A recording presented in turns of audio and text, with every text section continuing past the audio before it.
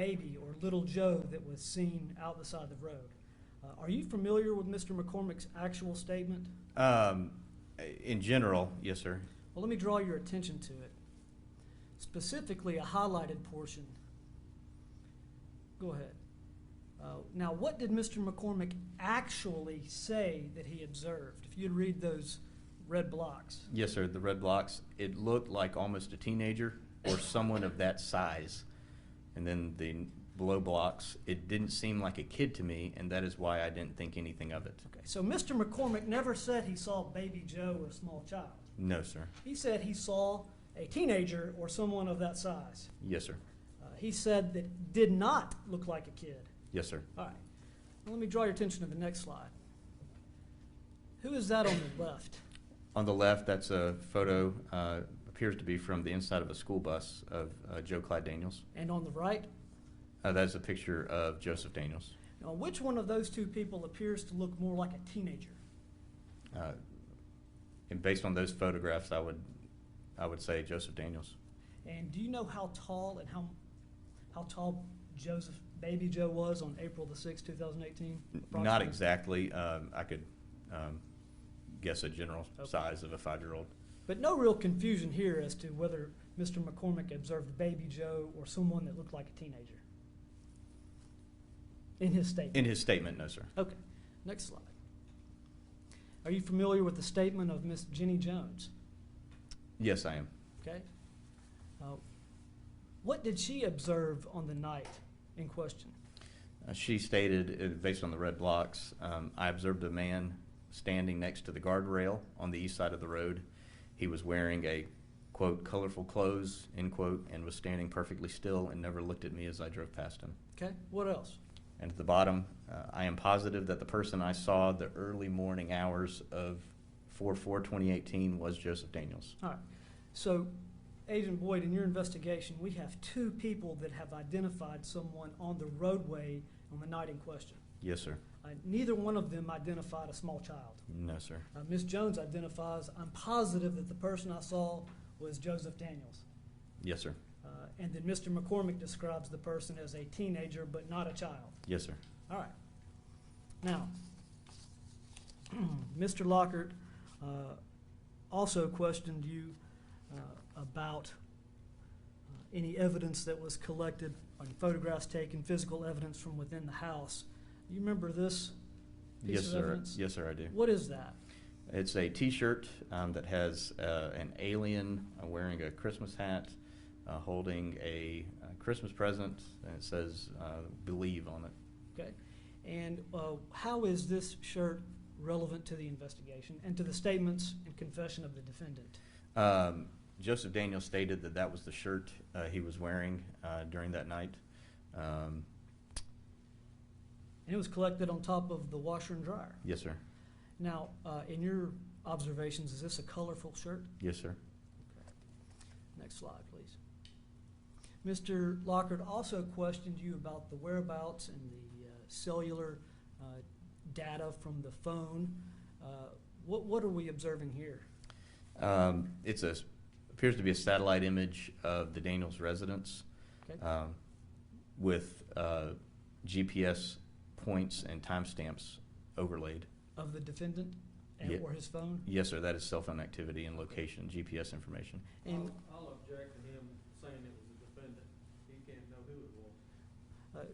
Agent Boyd, are you familiar with this? Let me rule on the objection. Your objection is to him saying it was the defendant or the defendant's phone.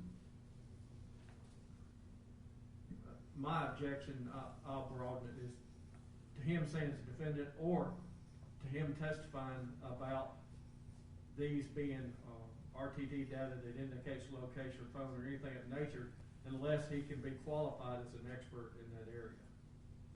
All right. The objection is to this witness testifying as to those locations, General. Well, I'm not asking him to give GPS coordinates. I'm just asking what this data represents. This is cross-examination of the witness, and Mr. Lockhart directed him about cell phone coordinates of one of the defendants. I will overrule the objection, allowing him to testify on the limited basis that this is a part of the investigation and what that photograph represents, not whether or not it is the true and accurate location of those items, I think that would require an expert witness, but I think he's entitled to testify that that is a part of the investigation and what that photograph represents. Overruled. Agent Boyd, we see these data points that occur from all throughout the early morning hours of April 4th, 2018. Is that correct? Yes, sir, based on the timestamps. I mean from essentially 12 a.m. up to 6 a.m. Yes, sir, generally. Would that represent movement to you? Yes, sir. Okay. Now, early on in his statements and speaking with the defendant, didn't the defendant say that he had slept throughout the entire night? Yes, sir, he did. This would indicate otherwise. Yes, sir. Okay. Next slide. What do you know what this is? That is, I believe that's the back door to the Daniels residence. Okay. And this slide? That's going to be from the inside of the Daniels residence. Okay. You know what this slide is? It's a photograph of a key on some type of piece of furniture. Okay. It's a bolt lock, a master lock. Padlock? Padlock. All right. Yes, sir. Next slide. That's from the inside of the Daniels residence. Okay. Also, inside the Daniels residence, the couch and a So, I'm blanking. coffee table? Ottoman. Yes, coffee table. Sorry. All right. So, Mr. Etheridge, if you would back up to the first slide of the back door.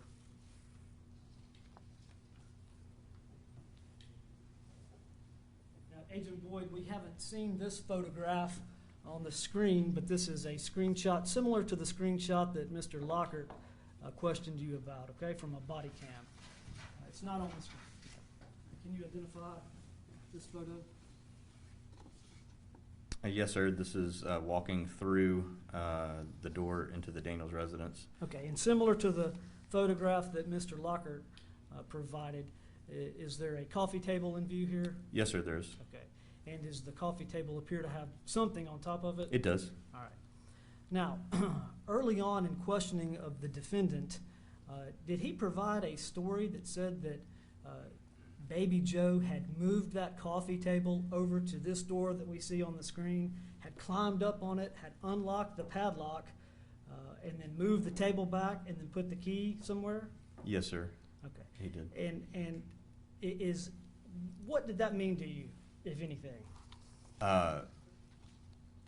Well, it was we're talking about a 5-year-old moving presumably this coffee table. It appears to be a heavy coffee table, moving it across the entire house to this door. And then unlocking a padlock? And then unlocking a padlock, yes, and sir. then moving the table back to its original position, Yes, sir. only to get out of the house? Yes, sir. Okay. I'll move that photograph as the next exhibit, please. Exhibit 5. Exhibit 5. Agent Boyd, can you identify this photograph? And it should reflect what you see on the big screen. Yes, sir, it does. And what is this? The photograph from outside looking at the door to the Daniels residence. Thank you. Move that as exhibit 6. Mark it as exhibit 6. And please identify this photograph. And is it the same photograph that we see on the screen? Yes, sir, it is the same photograph. What's that? From the inside the Daniels residence looking at the top corner of the door. Okay. And does Your that? Honor, if I could, just a minute, he needs to lay a foundation that he's familiar with all these photographs prior to questioning our client. I think he testified earlier, he had not seen videos or photographs. Well, I understand your question. If it is an objection, is you're asking that Proper foundation. that he place a foundation, but I don't think that it is relevant to whether or not he had seen these photographs before or after he questioned your client. I think the state is entitled to ask him questions and introduce these photographs to corroborate what their version is of the events overruled. If I could be heard just briefly, Your Honor, we were told earlier we're limited to this motion itself. Judge, that's correct, but Mr. Lockhart went way off the reservation, and I allowed it. He asked questions ranging from the beginning of the investigation through 3 years' worth of work. So I'm only cross-examining the witness that Mr. Lockhart called. As long as it's not considered in regard to this motion, I have no objection. I wanted to do these motions this way anyway, rather than keep them under the roof, bring them back for each motion. But he's already testified he hadn't seen these before he questioned, so it couldn't be a part of his probable cause. So again, I'm asking, what is this relevant to in regard to this motion if he didn't see these until after? Then I would ask Your Honor to disregard any question that Mr. Lockhart asked of the witness that had nothing to do with the motion that we are here on. The court finds that Mr. Lockhart, through his examination of this witness, asked a number of questions intended to try to show that there was no physical evidence or corroboration of any confession that had been extracted from the defendant, and went into great detail about lack of physical evidence, lack of blood, lack of other things that would have indicated corroboration of the defendant's confession. The state is entitled now, in my opinion, to show that there is in fact evidence. Now, I understand that a lot of the questions were asked about whether or not he knew that before he interviewed Mr. Daniels, but then it went beyond that to talk about other individuals and Mr. Daniels going to various locations.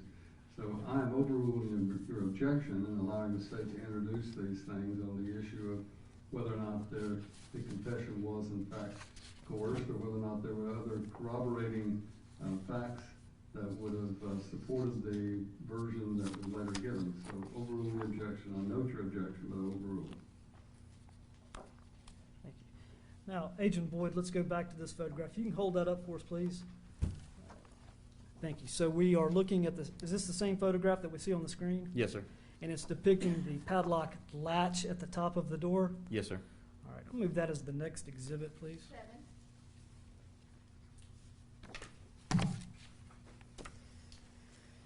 Agent Boyd, can you identify this photograph? It's the same photograph that's on the screen. Okay. And is that a key Yes, sir. on top of a mantle? Yes, sir. Move that as the next exhibit. 9. 8. Yeah, 8.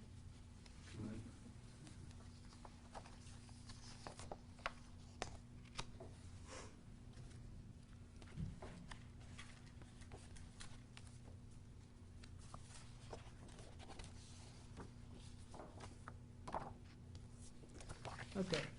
Agent Boyd, I want to go back to the photograph of the I Believe shirt, if we can bring that up, please. Right there. Can you identify this photograph? Yes, sir. It's the same one that's on the screen, the T-shirt with the alien and the Christmas items. Thank you. And I'll move that as the next exhibit.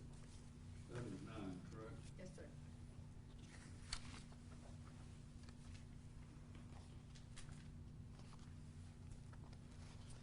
All right, Agent Boyd, do you remember from the polygraph what the defendant initially or said at some point about what he did, and I mean Joseph Daniels, the defendant, with the padlocked door? And you may not. If you can't, I can refresh your Yes, sir. recollection. I'd have to have my memory refreshed Thank on you. that. If you would, please turn to page 159 of the polygraph transcript.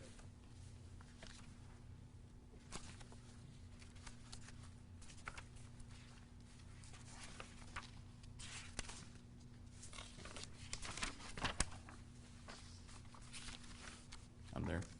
All right, what does Joe Daniels, and take a moment just to refresh your memory.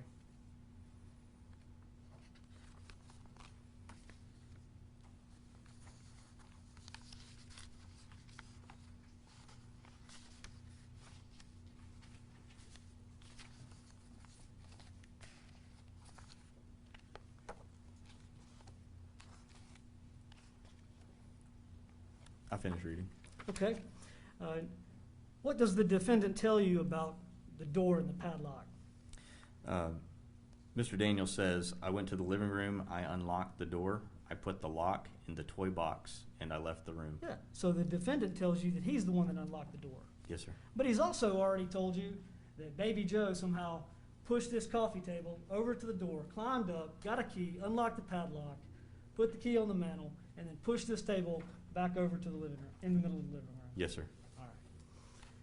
Now, do you remember what the defendant told you in the same interview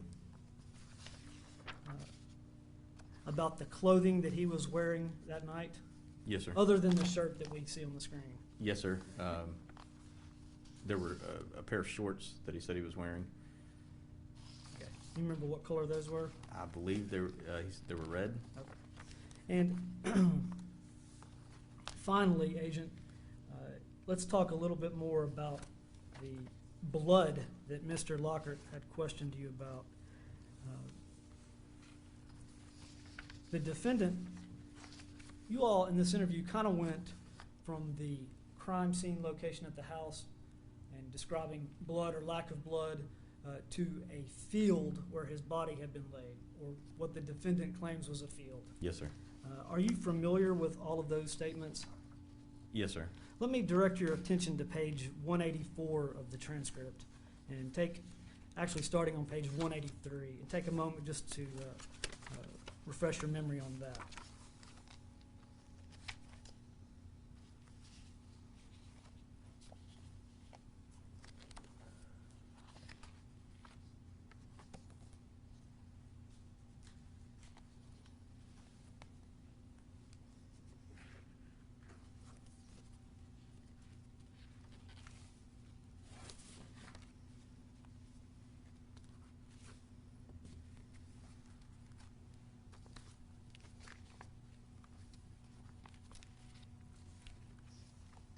I've read it. All right. The defendant is describing how he killed baby Joe, and this is occurring in the living room, is that right? Yes, sir. And tell us specifically what he said about blood. I asked where was he bleeding from. Mr. Daniels said his legs. I asked he was bleeding from his legs. Mr. Daniels nods his head, yes. I asked from what? He said from me beating him from landing on the table. I asked from landing on the table. Mr. Daniels said just scratched. He had cut his leg on the table. I asked, he cut his leg on the table when you threw him? Mr. Daniels said, I didn't see any blood though. Okay, so right there the defendant specifically says, I did not see any blood though. Yes, sir. What do you say?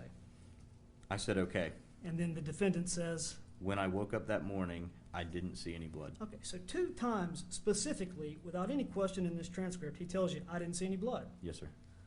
Now, if you would please go to page 186 of the transcript. Yes, sir.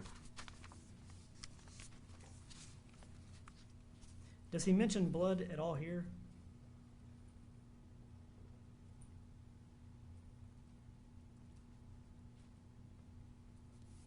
On 186? Yeah. And I don't see any reference to blood. No, sir. He did not mention blood at all. You just asked, or Agent Faulkner, did he ever stop crying? Yes, sir. Agent Faulkner asked that. And what was the defendant's answer? He shakes his head. And what's he say? Agent Faulkner asked, what made you stop? And Mr. Daniels said, when I realized that I'd lost control. He stopped beating him when he realized he lost control. Yes, sir. All right. Page 196.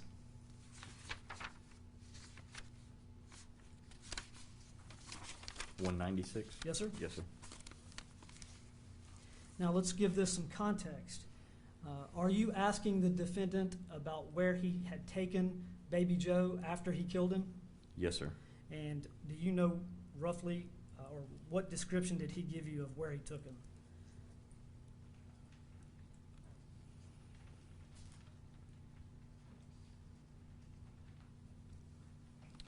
He references a logging road on McElhinney. Okay. And how did the defendant say he placed him on the ground?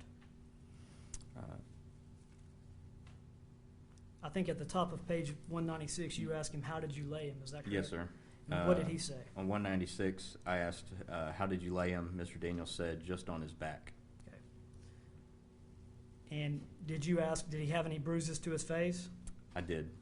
And what was the defendant's answer? Yes. Well, his quote was, yeah. All right, and then what did you ask? He did. I said, bleeding from his face? And the defendant's answer? Yeah. Yeah. So at this point, he says, yeah, there's bleeding from the face.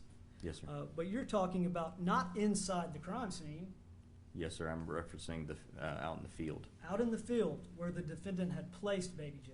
Yes, sir. And so I think that's an important distinction for me to make, because Mr. Lockhart was trying to suggest somehow that you had. Objection. He doesn't need to comment on my suggestion or strategy or anything else. Well, Judge, I do, because Mr. Lockhart was trying to suggest that Agent Boyd was lying about the testimony. But what he didn't do was clarify that Agent Boyd was questioning about in the home at one point and in a field at another. Right, the objection is as to the form of the question, which I'll sustain. I think that you're entitled to make the point that the difference in what was elicited from the defense and what you're eliciting are to demonstrate the actual time frame within which the statement was made. Yes, sir. So, Agent Boyd, in the home, did the defendant say he saw blood? He said he didn't see any blood. But in the field, he said he saw blood. Yes, sir. Okay. Now, I'll move on from the blood issue. Mr. Lockhart also asked you about any other physical evidence collected from the home or the crime scene that would indicate the death or injury to Baby Joe. Yes, sir. Now, are you familiar with the evidence of a hair that was collected on a shovel at the residence of the defendant? Yes, sir, I am. And are you familiar with the lab report? I have seen the lab report, yes, sir. Okay. So did you know that we have the mitochondrial DNA matching that of Crystal Daniels? I had been told that at one point by the case agent at the time. Okay. And are you familiar with mitochondrial DNA? Vaguely, not. Okay. So any when Mr. expert Lockhart detail. asked if you're familiar with our DNA evidence, you're not that familiar? I mean, no, sir, I'm not an expert. Did you know that the mitochondrial DNA Objection. excludes 99.93% Objection. of the population? He's testifying, he's putting up slides. He needs to ask him. If he doesn't know, he can say I don't know. If he doesn't remember, he can show him to see if he can refresh his memory. But he can't just put up slides and the DA testify. The objections as to the form of the question. And basically, I think that if I'm understanding correctly, this witness has testified that he's aware of it but not familiar with it, if I understood correctly. Well, that's what I was trying to clarify, Your Honor, because Mr. Lockhart had asked on direct exam if he was familiar with evidence that was collected, physical evidence collected at the crime scene. So that's what I'm asking him. Well, the question by the defense was, is he aware of any evidence whatsoever? And I think at that point he testified he was not aware of any evidence. So is your question designed to elicit that there is some evidence that he's aware of? Well, at first my intent was to see if he had forgotten that this physical evidence was collected or not, and then if he's familiar with it. If he's not, I'll move on. Well, I'll allow you to ask the question about whether he's familiar with that evidence because it goes to the issue raised by the defense on their questioning. As far as being able to introduce the document, then it would seem to me that if he's not familiar with it and does not know about it, then I don't know how you could introduce a document. And Your Honor, I'm not trying to introduce it. I'm just showing it to see if he's even looked at it. Mr. Lockhart asked him about the familiarity of a search warrant and its contents, so I'm asking about the familiarity of a lab report. All right, you'll be allowed to ask the question regarding whether or not he is familiar with that DNA evidence having been obtained as a part of the investigation. Beyond that, I don't know that you would be able, he would be qualified. Yes, sir. Are you familiar Yes. with this lab report? Just for the record, I want to note, I asked him, were you aware of any physical evidence collected prior to your questioning him? I prefaced my questions because we were talking about probable cause. That question I asked was prior to. I also asked the court for a ruling on whether the state could put up slides where he could see it and then ask him stuff. I think they need to ask him. If he doesn't remember, then they can ask to show it to him to refresh his memory. Well, Judge, we're not in front of a jury. Your Honor is not going to be determining If this guilt were or in front of innocence. a jury, I would agree with Mr. Lockhart, but because this is a jury out hearing, a non-jury hearing, the court is well aware of the fact that documents have to be often produced and that have to be examined for me to rule on their admissibility. The question, I think, or the objection Mr. Lockhart is voicing is, are you refreshing this witness's memory by putting up a screen or putting up a slide on the screen? And in truth, if you are questioning a witness who's testified under oath, he doesn't remember such things, and you're refreshing his memory, that's really no different than demonstrating his prior statement in some other proceeding or a deposition or an interview or whatever, and allowing him to refresh his memory, as has happened with Mr. Boyd on several occasions today. Yes, sir. So I am not accepting this slide as any evidence at this point because of the fact that it's not been properly introduced. I'm allowing the state to question him because it goes to the issue of whether or not there was any corroborating evidence that may have later been obtained. So overrule the objection. I think, Agent Boyd, we have essentially determined that you're not familiar with this lab report. I was aware of the hair being found on the shovel. Okay. It was subsequent to the case being transferred from me when I transferred to a different unit. It was after that. But all that had been relayed to me at the time, specifically relating to the search warrant that was conducted on the weekend of April 7th. There was no physical evidence from that search warrant that was obtained during that one. Okay. Thank you. And I'm almost finished, Agent Boyd. To summarize, if you have, at our previous hearing, which today is a continuation from that, I think you were, well, I think it was Agent Faulkner that entered the waivers that were provided to the defendant of his Miranda rights. Is that correct? Yes, sir. That would have been Agent Faulkner. Okay. Thank you. I'll pass the witness. Mr. Lockhart, you may redirect. Nothing further, Your Honor. Agent Boyd, you may step down. Is he released from the rule? Any further? We're not going to need him again. We'll need him, Your Honor. He needs to remain under the rule, under subpoena. Oh, that's true. We may have some other issue. If you'll step outside of the courtroom, you will be remaining under the rule. You'll have to go where the state has their witnesses.